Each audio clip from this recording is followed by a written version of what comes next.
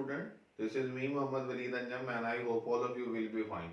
Student, today we are going to discuss our next topic, which is photoelectric effect. Basically, we are going to discuss the first phenomena of the interaction of the radiation with the matter. तो photoelectric effect के बारे में हम आज discussion करेंगे.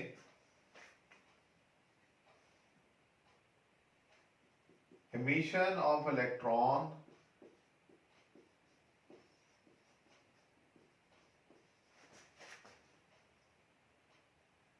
from metal surface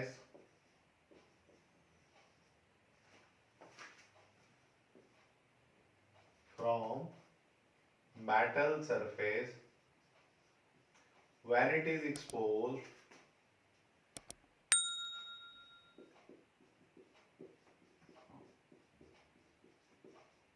with the light of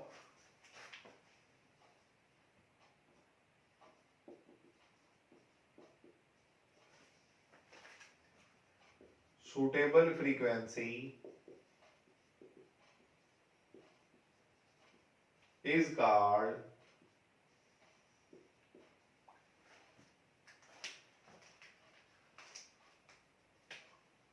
photoelectric effect.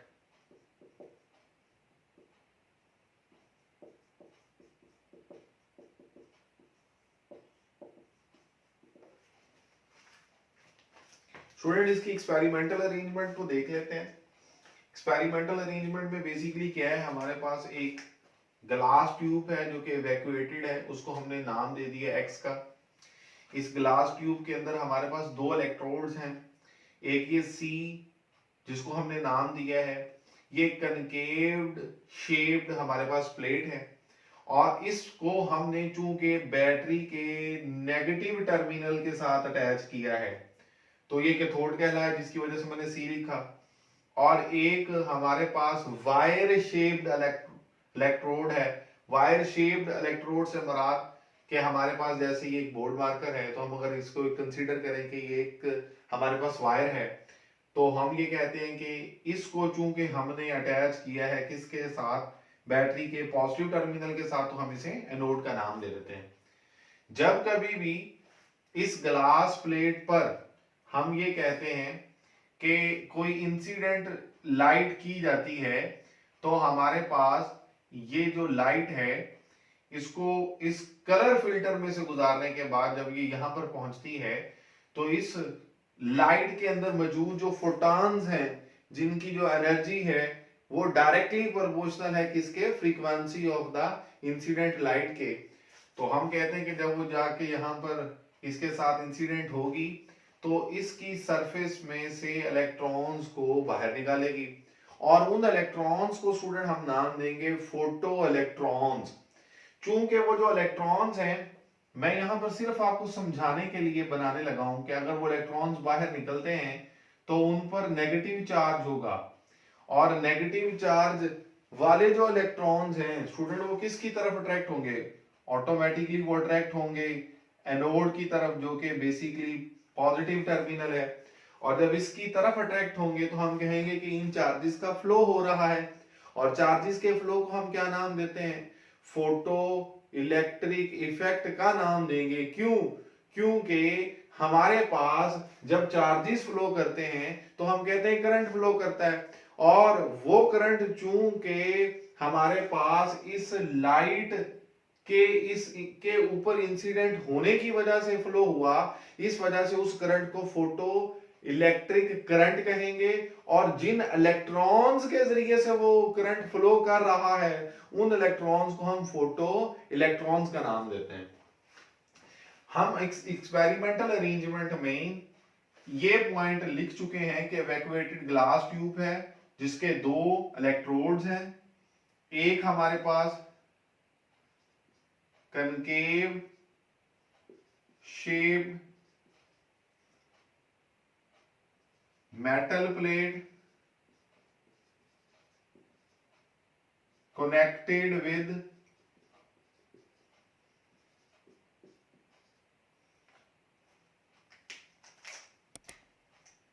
negative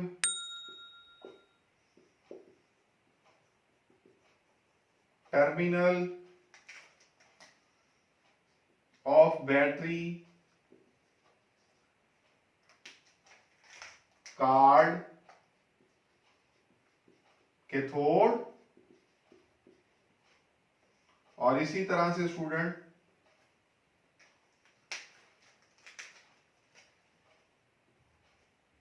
एक wire shape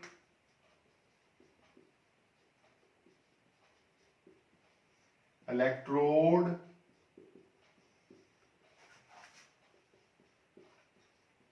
connected with positive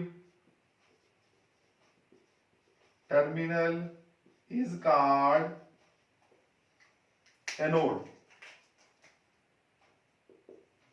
अगर हम इसकी वर्किंग को देखें तो हम ये कहते हैं कि जब हमारे पास इस ग्लास ट्यूब जिसको हम एक्स कह रहे हैं, इसके अंदर जो कैथोड सी मौजूद है, इसके ऊपर ये जो मेटल बेसिकली है, इसके ऊपर हम जब कहते हैं किसी भी एक लाइट को इंसिडेंट करते हैं तो होगा क्या, तो उसके लिए हम लिखेंगे कि व्हेन लाइट फॉल्स ऑन सी, जो कि बेसिकली हमारे पास मेटल प्लेट है जिसे हमने कैथोड का नाम दिया है,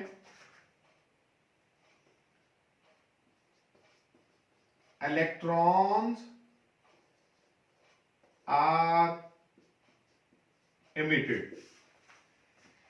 ये जो इलेक्ट्रॉन्स एमिट हुए हैं ये किसकी वजह से हुए हैं, ये इस लाइट की वजह से एमिट हुए हैं, क्योंकि लाइट के अंदर मौजूद जो फोटॉन्स थे उन्होंने अपनी एनर्जी जाके इस मेटल के एटम्स को दी, जिसकी वजह से इलेक्ट्रॉन्स वहां से एमिट हुए। और हम ये कहते हैं कि हमारे पास उन इलेक्ट्रॉन्स को फिर क्या नाम देंगे, दीज इलेक्ट्रॉन्स आर कॉल्ड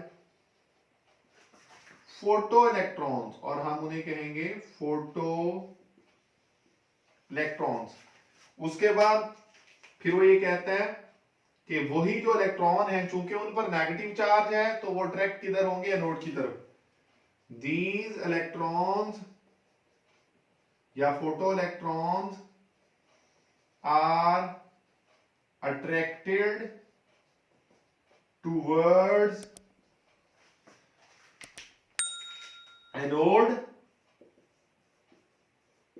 और जब इलेक्ट्रॉन अट्रैक्ट होंगे तो वो फ्लो करेंगे, और उनके फ्लो की वजह से जो करंट होगा,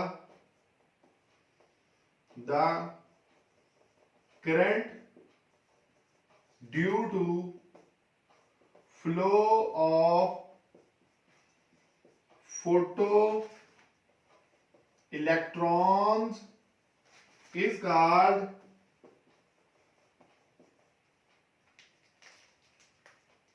फोटो इलेक्ट्रिक करंट। उनको हम क्या नाम, उस करंट को फिर क्या नाम देंगे, फोटो इलेक्ट्रिक करंट का नाम देंगे, और इस इफेक्ट को क्या नाम देंगे, फोटो इलेक्ट्रिक इफेक्ट का नाम दे देंगे। तो स्टूडेंट ये हमारे पास वर्किंग है। अब हम ये कहते हैं कि अगर इस करंट को आपने मेजर करना है कितना फ्लो कर रहा है तो इस एमीटर के जरिए से कर सकते हैं। ठीक है, ये एमीटर हमें बता देगा कि इसमें से कितना करंट फ्लो कर रहा है। बेसिकली जो इलेक्ट्रॉन्स बाहर निकलते हैं उनकी एनर्जी है, और उस एनर्जी को इस्तेमाल करते हुए हम ये कहते हैं कि वो इलेक्ट्रॉन्स इस कैथोड की तरफ अट्रैक्ट होते हैं, सॉरी एनोड की तरफ अट्रैक्ट होते हैं और यहां से फ्लो करते हैं, और उसका जो करंट है वो हम इस एमीटर के जरिए से देख सकते हैं कितना है। इसी तरह से स्टूडेंट हमारे पास इसके बाद नेक्स्ट जो पॉइंट है कि वो जो इलेक्ट्रॉन्स बाहर निकल रहे हैं उनके पास मैक्सिमम कितनी एनर्जी है, इसको डिटरमिन करने का हमारे पास क्या तरीकाकार है। हम यहां पर लिख चुके हैं कि maximum energy of photo electrons. देखें स्टूडेंट, अगर हम इसी बैटरी के कनेक्शंस को रिवर्स कर दें तो मैं इस पॉइंट को लिखूंगा, maximum energy of photo electrons can be determined by reversing the connections of battery या सेल, जब आप उसके कनेक्शन को रिवर्स करते हैं तो क्या फिनोमेना होता है स्टूडेंट, ये बड़ा इंपॉर्टेंट पॉइंट है। जब हम बैटरी के कनेक्शंस को या सेल के कनेक्शन को रिवर्स करेंगे तो अब ये नेगेटिव हो जाएगा। अब मैं इसके लिए यहां पे बना भी, तो ये टर्मिनल नेगेटिव हो जाएगा और ये पॉजिटिव हो जाएगा। देखिएगा जब ये नेगेटिव हो जाएगा तो जो इलेक्ट्रॉन्स बाहर निकल रहे हैं उन पर भी नेगेटिव चार्ज है और उनकी कोई ना कोई एनर्जी है जिसकी वजह से वो मूव कर रहे थे और ये रोड उन्हें अपनी तरफ अट्रैक्ट करता था और ये यहां इस तरह से फ्लो करते थे। अब हम ये कहते हैं कि वो इलेक्ट्रॉन्स बाहर निकल रहे हैं लेकिन अब यहां ये टर्मिनल नेगेटिव हो चुका है और नेगेटिव टर्मिनल इन इलेक्ट्रॉन्स को रिपेल करेगा। इस रिपल्शन के बावजूद भी हम कहते हैं कि इलेक्ट्रॉन्स फ्लो कर रहे होते हैं। It's just like the same case कि अगर आप किसी एक डोर को या एक बैरियर को क्रॉस करना चाह रहे हैं और उस डोर पर कोई भी जो एक पर्सन खड़ा है वो आपको उस डोर से बाहर निकलने नहीं दे रहा, तो वो आपको एक तरह की ऑपोजिशन प्रोवाइड कर रहा है और अगर आप के पास इतनी सफिशिएंट एनर्जी है कि आप उस ऑपोजिशन को ओवरकम कर सकते हैं तो आप उस एनर्जी का इस्तेमाल करते हुए डोर से बाहर निकल जाएंगे। लाइकवाइज जो हमारे पास फोटो इलेक्ट्रॉन्स हैं अपनी एनर्जी का इस्तेमाल करते हुए इस नेगेटिव पोटेंशियल के बावजूद, ऑल्दो ये नेगेटिव पोटेंशियल इसे क्या कर रहा होगा, रिपेल कर रहा होगा, लेकिन ये फिर भी हम कहते हैं फ्लो करते हैं और इनका जो फ्लो है जिसकी वजह से जो करंट हो रहा था उसकी वैल्यू पहले के मुकाबले में करंट कम हो जाएगी। तो हम ये कहेंगे, यहां पर पॉइंट लिखेंगे, electrons are being repelled by negative terminal of cell providing negative potential। ठीक है जी, और जिसकी वजह से हम कहते हैं कि करंट रिड्यूसेस और वो जो करंट होगा वो पहले के मुकाबले में रिड्यूस हो जाएगा। स्टूडेंट इन इलेक्ट्रॉन्स की जो बाहर निकले हैं हम उनकी मैक्सिमम एनर्जी की बात कर रहे हैं। यहां पर जो इलेक्ट्रॉन्स बाहर निकले हैं उनकी मैक्सिमम कितनी एनर्जी है ये कैसे हम जानेंगे, हम यहां पर इस नेगेटिव पोटेंशियल की वैल्यू को बढ़ाते जाएंगे। कैसे बढ़ाते जाएंगे, पहले हमने सपोज -1 रखा, फिर -2 किया, फिर -3 किया। कैसे, यहां पर आप देख सकते हैं कि हमारे पास ये स्लाइडिंग कॉन्टैक्ट है और इस स्लाइडिंग कॉन्टैक्ट को अगर आप मूव करेंगे तो इस हिस्से के क्रॉस अपीयर होने वाला जो पोटेंशियल है उसकी वैल्यू ये वोल्टमीटर हमें बताएगा। ये देखिएगा यहां पर लिखा भी हुआ है, बुक पर भी डायग्राम में भी बना हुआ है कि हम कहते हैं कि ये जो पोटेंशियल है ये हमारा भी है।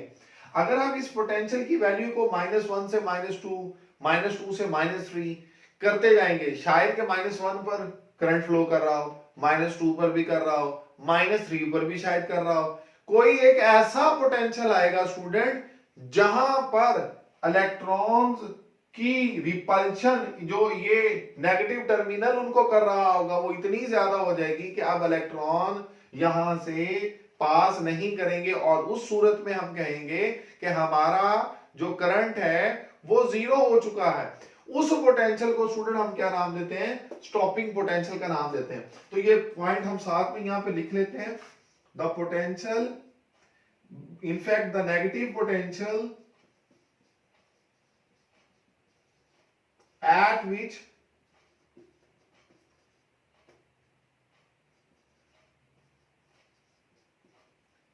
current becomes zero is called stopping potential,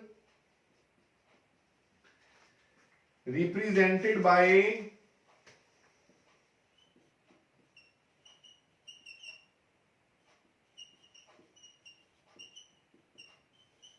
we naught. और स्टूडेंट इसी के साथ हम यहां पर ये देखते हैं कि ये हमारे पास स्टॉपिंग पोटेंशियल की बात हो गई। और अब हम एनर्जी, स्टूडेंट हम लोग ये बात पढ़ चुके हैं कि जब ये इलेक्ट्रॉन के पास एनर्जी है और ये बाहर निकल चुके हैं इस मेटल में से, ये बाहर आने के बाद इनकी जो एनर्जी होगी वो काइनेटिक एनर्जी होगी। और स्टूडेंट हम लोगों ने ये बात पढ़ी हुई है चैप्टर नंबर 12 में भी, delta U equals to Q delta V. इसी का इस्तेमाल करते हुए हम ये देखेंगे कि जो चार्जेस निकल रहे हैं Q की बजाय हम उस पर E लिख सकते हैं, और जो पोटेंशियल जिस पर हमने कहा है कि करंट जीरो हो जाएगा, स्टॉपिंग पोटेंशियल, उसको हमने रिप्रेजेंट किया किससे, V नॉट से। और हम ये कहते हैं कि चूंकि वो जो इलेक्ट्रॉन्स बाहर निकलेंगे उनके पास कौन सी एनर्जी होगी, क्योंकि वो मूव कर रहे थे और मोशन की वजह से जो एनर्जी होगी वो क्या होगी, काइनेटिक एनर्जी। और हम कहेंगे वो काइनेटिक एनर्जी मैक्सिमम। और हमारा जो रिजल्ट आ जाएगा इसी इक्वेशन से वो क्या आ जाएगा, half mv² is equals to V naught into E. इस इक्वेशन के जरिए से हम उनकी मैक्सिमम काइनेटिक एनर्जी या मैक्सिमम एनर्जी जो उन फोटो इलेक्ट्रॉन्स की है वो मालूम कर सकते हैं। स्टूडेंट इसी के साथ अब हम ये देखेंगे कि जो लाइट हम इंसिडेंट कर रहे थे, अगर हम उस इंसिडेंट लाइट की इंटेंसिटी को बढ़ा दें तो क्या उसका कोई इफेक्ट होगा फोटो इलेक्ट्रिक करंट पर या स्टॉपिंग पोटेंशियल पर, इसकी बात हम करते हैं अभी। हमारा देखें सबसे पहला पॉइंट है, यहां पर हमने एक डायग्राम भी बनाई हुई है, मैं इस डायग्राम को लिख भी देता हूं यहां पे।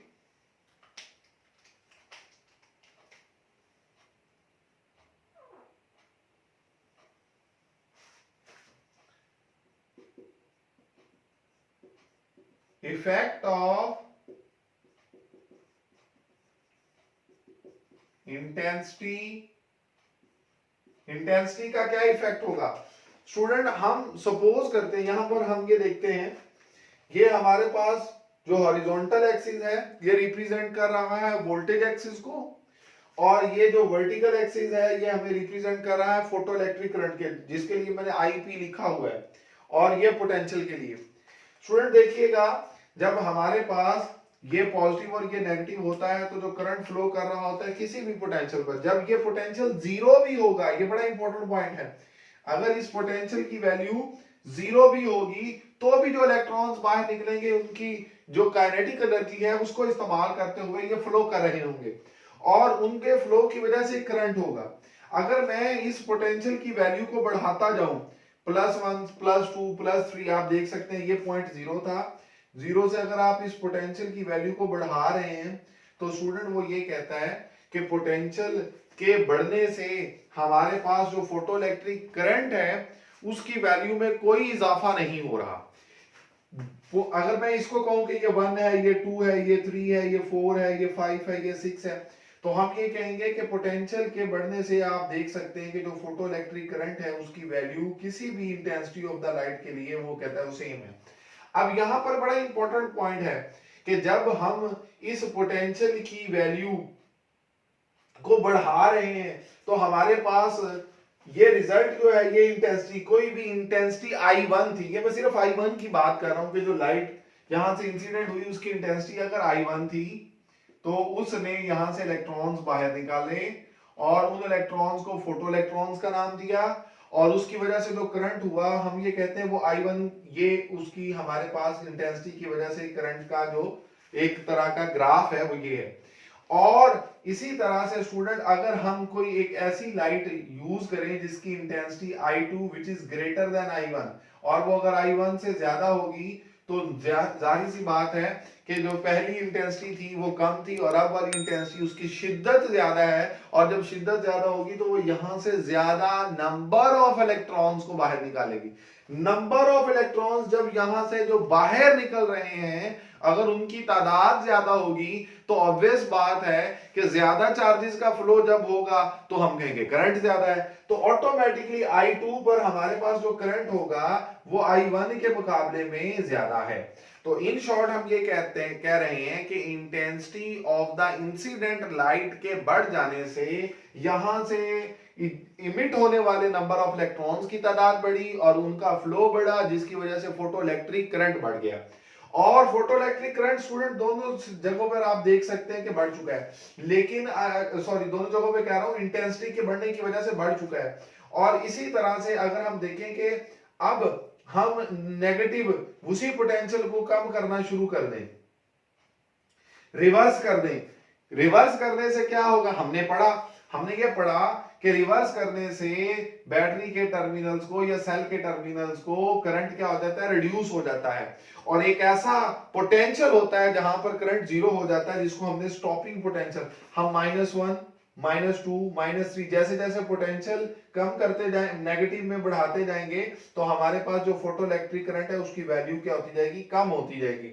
और एक ऐसा पोटेंशियल होगा जहां पर जो करंट होगा वो जीरो हो चुका होगा, उस पोटेंशियल को फिर हम स्टॉपिंग पोटेंशियल का नाम देते हैं और उसे V नॉट से रिप्रेजेंट किया जाता है। स्टूडेंट चाहे मैं इंटेंसिटी I1 की बात करूं या intensity of incident light I2 की बात करूं, दोनों केसेस में आप देख सकते हैं कि हमारे पास जो स्टॉपिंग पोटेंशियल है वो दोनों के लिए सेम है।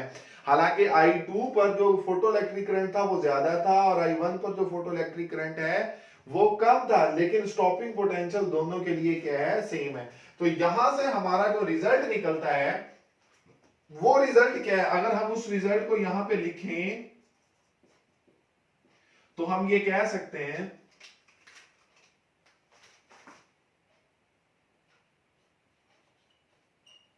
Photo electric current increases with the intensity of the light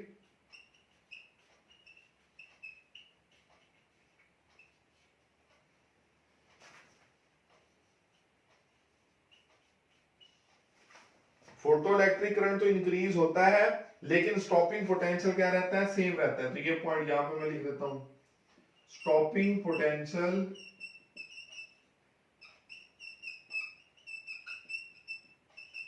will be same।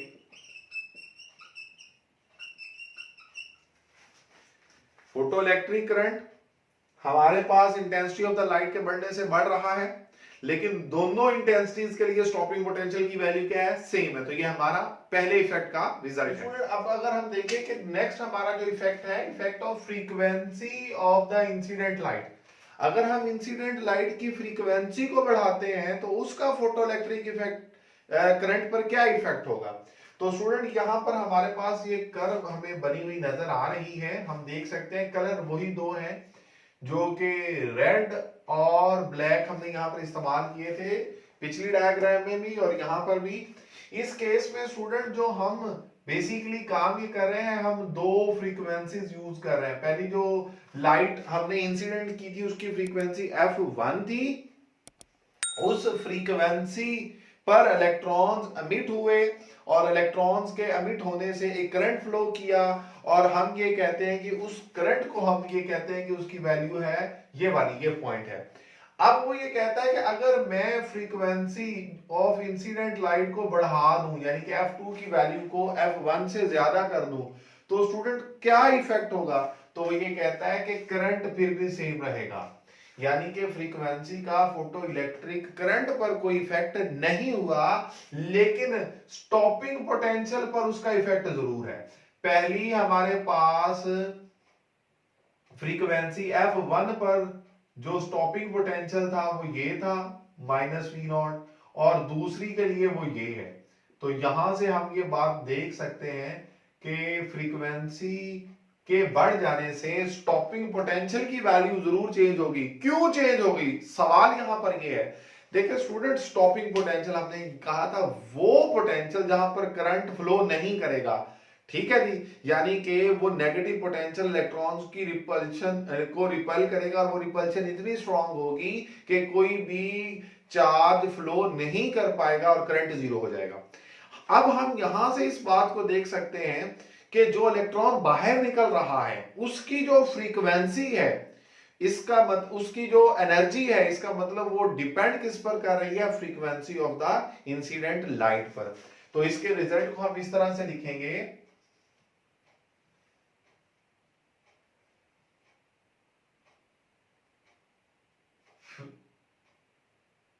Photo electric current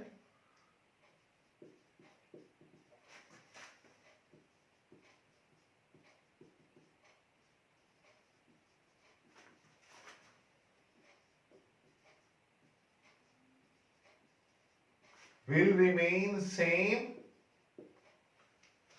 ठीक हो गया जी, but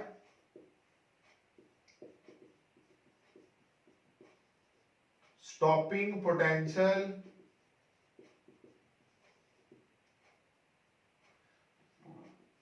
for F2 is greater than F1। तो इस रिजल्ट से हमें यह पता चला कि हमारे पास जो स्टॉपिंग पोटेंशियल है वो बेसिकली, अगर हम इस इक्वेशन के मुताबिक देखें तो जो maximum kinetic energy of photo electrons पर डिपेंड कर रहा है, और काइनेटिक एनर्जी फर्दर किस पर डिपेंड कर रही है, इसका मतलब frequency of the maximum kinetic energy of photoelectrons is proportional to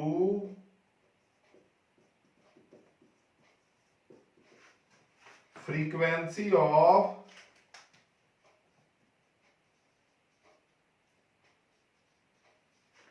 incident light, जिसकी वजह से हमारे पास फोटो इलेक्ट्रिक करंट की वैल्यू चेंज नहीं हुई, जबकि स्टॉपिंग पोटेंशियल की वैल्यू जरूर चेंज हो चुकी है। अब स्टूडेंट यहां पर एक पॉइंट है कि लो एनर्जी फोटॉन, जो फोटॉन उस मेटल के साथ इंटरेक्ट करते हैं और उनकी एनर्जी बहुत लो है, is completely absorbed with emission of electron. जी स्टूडेंट, अब अगर हम इसके रिजल्ट्स देखें तो हमारे पास इस पूरे एक्सपेरिमेंट के जो रिजल्ट्स हैं वो क्या है कि electrons are emitted with different energies. जो इलेक्ट्रॉन्स एमिट होते हैं उन हर एक इलेक्ट्रॉन की एनर्जी डिफरेंट होती है। Maximum energy of photo electron depend on the surface of the metal and frequency of the light. जो इलेक्ट्रॉन्स बाहर निकलते हैं उनकी मैक्सिमम एनर्जी किस चीज पर डिपेंड करती है? मेटल की सरफेस पे और frequency of the incident light पर। Minimum frequency below which no electrons या below which no photo emission take place, हम उसको कहते हैं कोई एक ऐसी वैल्यू है जिसके अगर बिलो कोई फ्रीक्वेंसी की कोई वैल्यू होगी तो फोटो इमिशन नहीं होगी। यानी कि हम कहते हैं कोई एक ऐसी वैल्यू है अगर उससे भी कम फ्रीक्वेंसी की वैल्यू हो तो फोटो इमिशन नहीं होगी। इसलिए उस पॉइंट को कहता है मिनिमम फ्रीक्वेंसी बिलो विच। ये बड़ा इंपॉर्टेंट पॉइंट है। यानी कि सपोज कर लें अगर कोई एक फ्रीक्वेंसी 10 है और उस 10 से कम फ्रीक्वेंसी हम ये कहते हैं अगर सपोज 9 है तो वहां पर फोटो इमिशन नहीं होगी। और इसी तरह से नंबर ऑफ एमिटेड इलेक्ट्रॉन, जो इलेक्ट्रॉन्स बाहर निकलते हैं वो डिपेंड किस पर करते हैं? Intensity of the incident light. ये हम पीछे भी अभी पढ़ चुके हैं। इसके बाद हम थ्रेशोल्ड फ्रीक्वेंसी, लास्ट हमारा एक पॉइंट है वो ये कहता है minimum frequency at which electrons are emitted. यानी कि ये वो फ्रीक्वेंसी है जहां पे इलेक्ट्रॉन्स की एमिशन स्टार्ट हो जाती है। जैसे मैंने एक भी एग्जांपल दी है कि 10 अगर कोई एक फ्रीक्वेंसी है जिसके नीचे जो भी फ्रीक्वेंसीज हैं वहां पर फोटो एमिशन नहीं होगी तो 10 बेसिकली फिर हमारी क्या बन जाएगी? थ्रेशोल्ड फ्रीक्वेंसी बन जाएगी। और स्टूडेंट इसी का एक छोटा सा ग्राफ है, अगर हम उस ग्राफ को देखिए तो ये बेसिकली हमारा रिजल्ट है कि अगर हम फ्रीक्वेंसी और maximum kinetic energy of emitted photo electrons के दरमियान बनाएं तो ये वो फ्रीक्वेंसी जहां पर फोटो इमिशन स्टार्ट हो जाती है उसको थ्रेशोल्ड फ्रीक्वेंसी कहते हैं, और उसके बिलो किसी भी फ्रीक्वेंसी पर हम कहते हैं कि हमारे पास फोटो एमिशन नहीं होगी। तो स्टूडेंट आई होप कि आप लोगों को ये जो लेक्चर है इसका मुकम्मल अंदाजा हो चुका होगा कि ये टेक्निकली बहुत ही इंपॉर्टेंट लेक्चर है और आपको इसके तमाम पॉइंट्स की समझ भी आ चुकी होगी। Please don't forget to like and subscribe my channel and take good care of yourself. अल्लाह हाफिज।